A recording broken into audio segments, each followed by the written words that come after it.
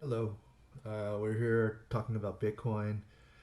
We are going to go through the charts first, and then I'll go through a couple of points about the supply of Bitcoin and why it's a good store of value, and why it's getting the press that it is getting.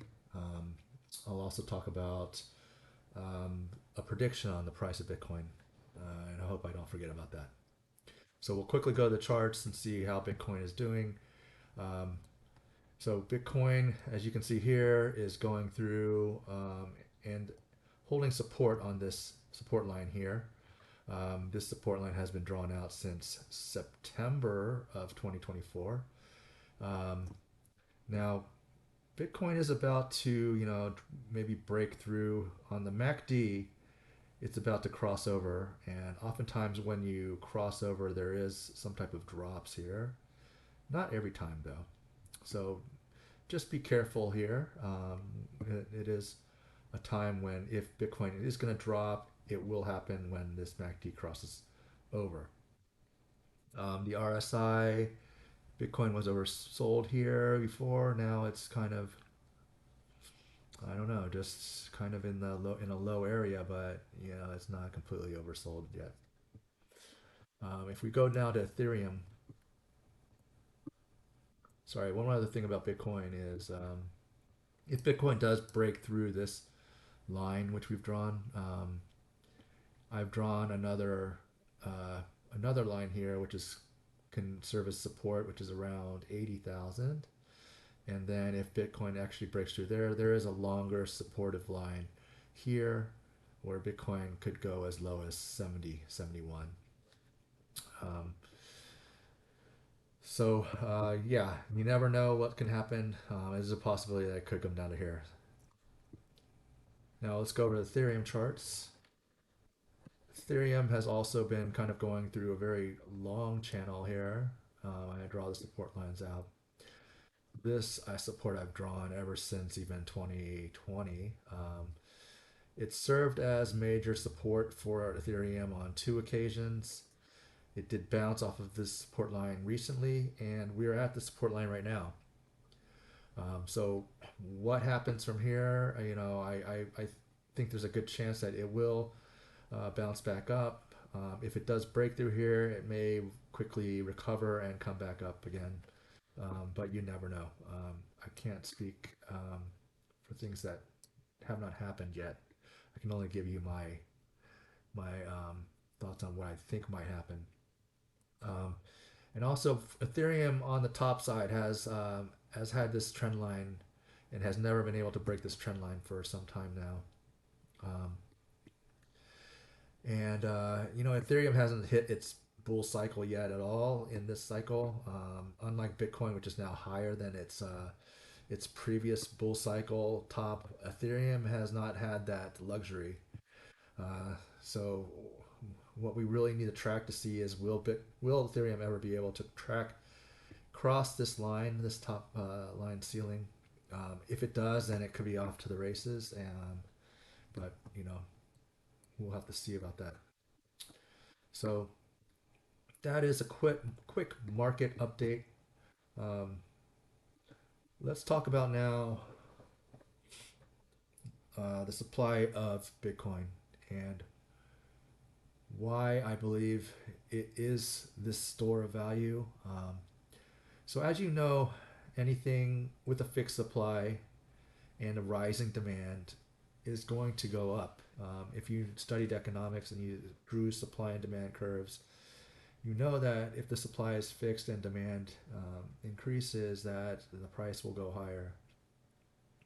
So Bitcoin has 19.92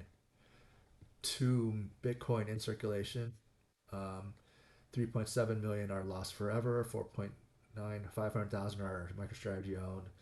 Um, this is more like 9,7, 9,700,000 Bitcoin are considered hodled by long-term private and retail investors, meaning that they don't plan to sell their Bitcoin um, in the near future. And then there's Obviously, the 200,000 for the U.S. strategic reserves.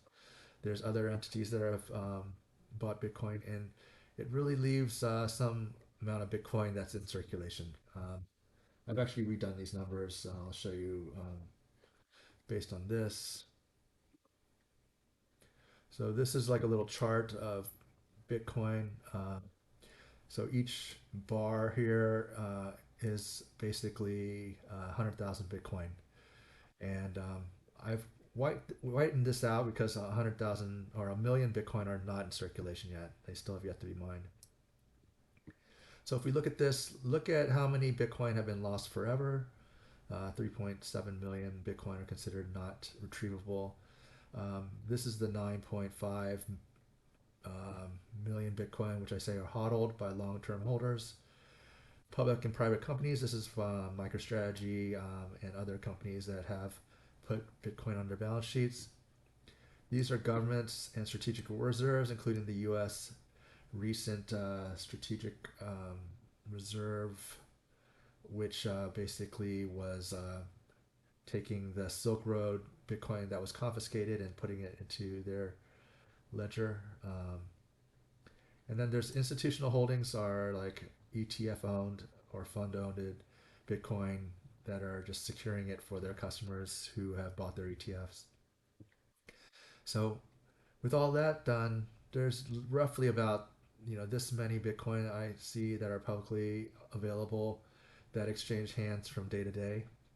Um, and as Bitcoin becomes more adopted um, by possibly, for example, sorry, this red line it should be black, and I'll show you why. So this red line is also actively traded, available on exchanges. But let's say the U.S., for example, goes out and retreat and gets their 1 million Bitcoin that they said they will acquire over 4 years. If that happens, then this is no longer available. And so the supply of Bitcoin, maybe more hodlers come in, or maybe, for example, GameStop just announced they're going to do a 1.2 billion dollar purchase, which is only about 40,000 Bitcoin. It's not enough to fill one of these squares. Um, but you can see that slowly, as time is going on, and as governments, like once the U.S. does this and buys a million Bitcoin, what's going to happen is China going to come in? Is Russia going to come in? Is India or South Korea? Um, Slowly, these squares will start to get filled up, and the supply as it being fixed, uh, demand growing, the price will skyrocket. So just something to think about. I can maybe keep this around and start updating these squares as they start to get filled in. Now, one other stat that I thought was really interesting was this. There's a similarity between Bitcoin and gold. People have been calling it the digital gold because they believe it's a store of wealth. There's only 21 million Bitcoin. A million of it hasn't been mined. But what? How much gold is there?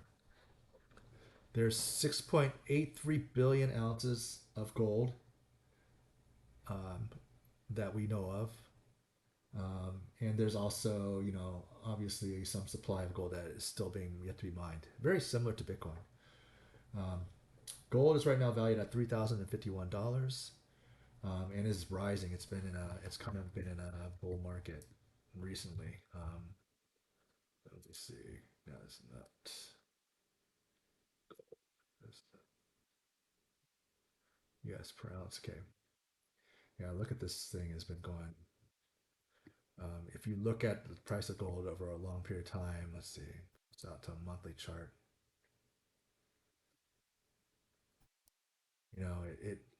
It has kind of shown like similarities even to Bitcoin.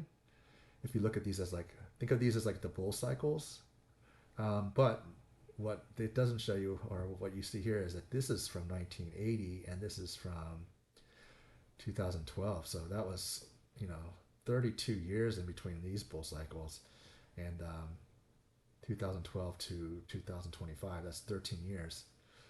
It's a long time to wait for a bull cycle, especially if you bought at the peak here.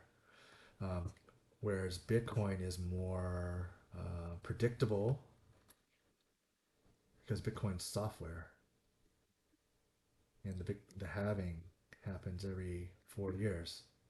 So this is just a chart of Bitcoin's prices,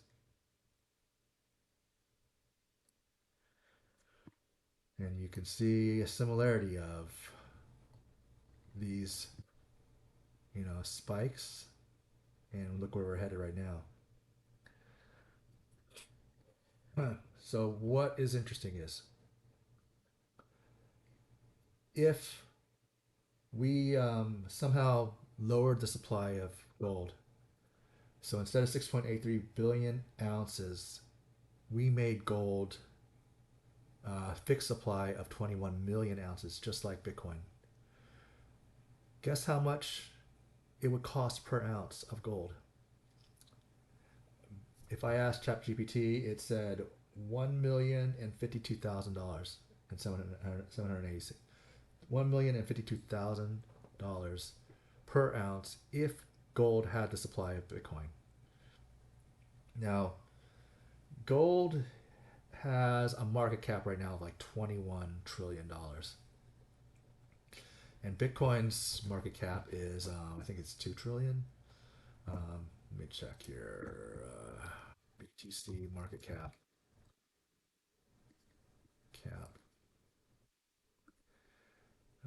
Why is this? This is why I go to ChatGPT almost every time. It's like BTC market cap.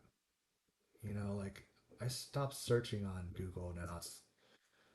It's everything has to be AI. Like it's just so much faster. Um, BTC's market cap is $1.64 trillion. So if Bitcoin had the market cap of gold, $21 trillion, guess how much gold would be? I mean, guess how much Bitcoin would be? It would be $1 million per Bitcoin, almost exactly. I think it's. I'm just showing you that Bitcoin would be $1 million. Gold could be $1 million. It's basically all coming from the same equation. It seems like super coincidental, but it actually is just like um, it all comes from the same number. So that's why that $1 million is there. But that's just, I believe, some foreshadowing of what, or not, anything can happen. So I don't want to say Bitcoin will go to $1 million,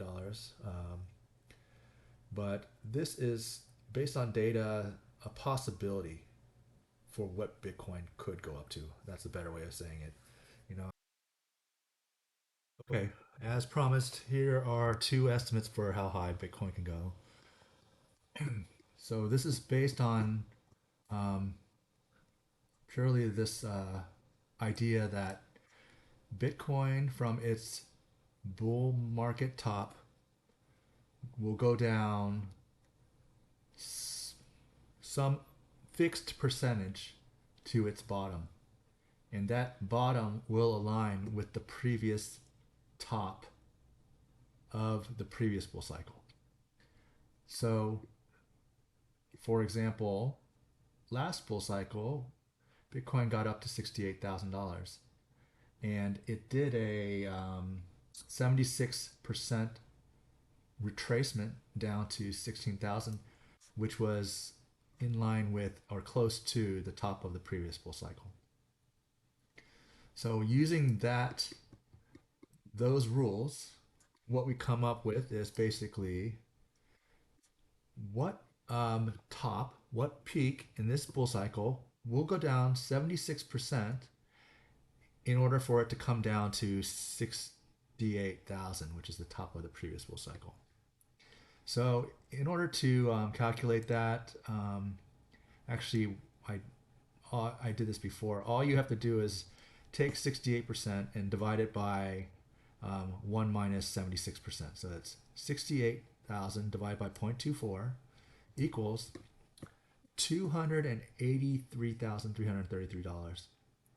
Now let's do a plus or minus 10%, which we did here.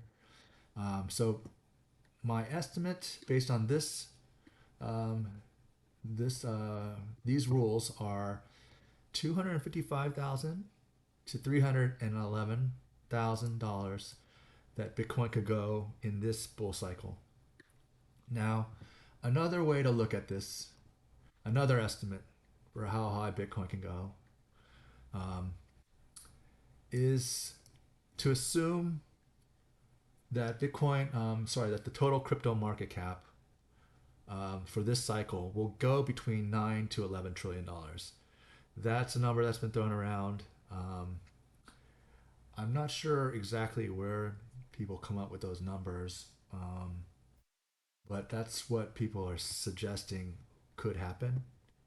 Now, considering Bitcoin is currently at a $1.62 trillion market cap, and it's at 81,542. And then what you have to also understand is how much of the total market cap will be Bitcoin by the end when this happens. So, this this is called Bitcoin dominance. So Bitcoin dominance fluctuates throughout the bull cycle. But what I found at the very peak of the Bitcoin price, Bitcoin dominance was at 0.43, 43%. So here's what we do. We take 9 trillion times 0.43 equals 9 times 0.43. So this is will be the market cap of Bitcoin. And then divide this by what the current market cap of Bitcoin is, equals 3.87 divided by this, and then multiply this by the current price of Bitcoin. And excuse the dollar signs here. 194,000 is this first estimate if the total market cap is 9 trillion. If the total market cap is 11 trillion, you have to do equals 11 times 0.43, and then equals this divided by current Bitcoin, and then equals this times current price. So using this route, Bitcoin prediction for Bitcoin prices between 194,000 and 238,000. So two predictions of the Bitcoin price based on two different models. One assuming 9 to 11